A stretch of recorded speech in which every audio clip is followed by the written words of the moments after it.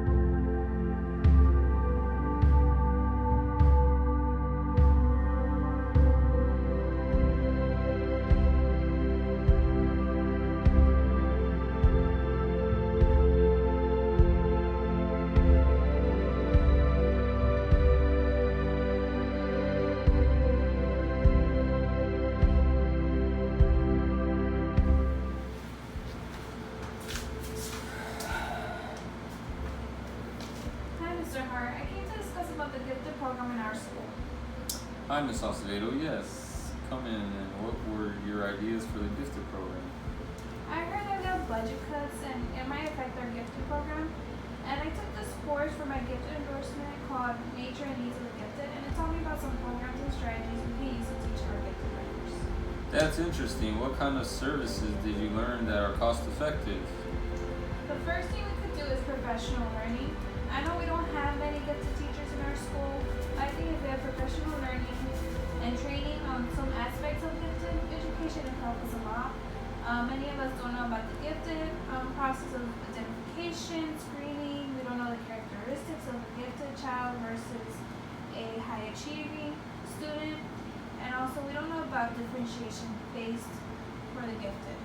Some programs and strategies we can use are like appropriate enrichment, grade acceleration, and simple subject acceleration. One major issue that we need to do is how we differentiate. A lot of us give busy work to the gifted learners, and it's not really enrichment. So we have to learn what strategies and activities we can use to advance their learning. Also, we could put students in their appropriate level. Yes, a lot of us think that gifted students need to be with the same age group, but that's not true. They could still they could still skip grades and go to another classroom to learn a subject in their level, and they could still do good in their social skills and communication. I know it's very hard to implement, but it can be done. The pull-out method isn't always the best option, and I know we have Cambridge classrooms, and I think that program is helping our higher achievers, not our gifted ones. Those are great ideas. I will research more about the programs and look for some workshops to help our gifted learners. Thank you for sharing. If you have any resources, send them to me, please. I will. Thank you for hearing me out. Hi, so this is my reflection for the second scenario about the teacher, the gifted teacher, and the school principal.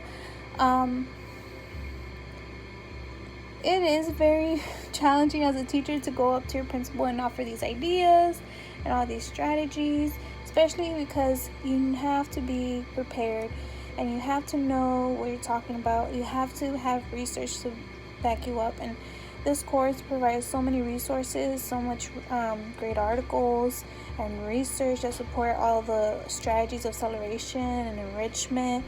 And it just really opened my eyes about how we have to really enrich our students, not just give them busy work. And I've seen teachers done that. They don't really realize that they're giving busy work, but they are, and it's not helping the gifted child. And another thing is acceleration.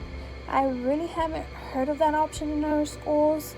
I've had maybe one classmate before who did accelerate, but it's because she came from another school. But I never seen it with gifted students who actually accelerate because of their level. I think this option is mostly seen in high school, because I remember I had a lot of options for doing dual enrollment, taking college credit courses, taking AP classes, higher level courses, and we don't offer that to elementary students. And a lot of elementary students, that's where it begins, when they start realizing that they're gifted, that they know all this stuff, and they're getting bored at such a young age. And then later on they just move on to middle school, and that's when they start realizing that now it's different. From the curriculum is totally different from elementary, and this is when all the risk factors come in. So I think the gifted programs in elementary school do have to be a little bit better.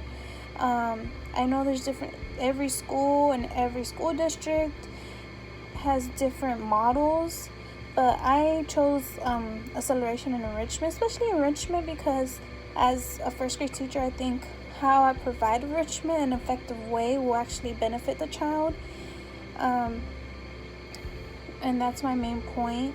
I don't want to give busy work to my child and not my student, and they don't succeed, or they find it as busy work, or they don't find it interesting, and they're not learning, and they're just staying in that level and not advancing in their level. So that was my reflection on scenario 2.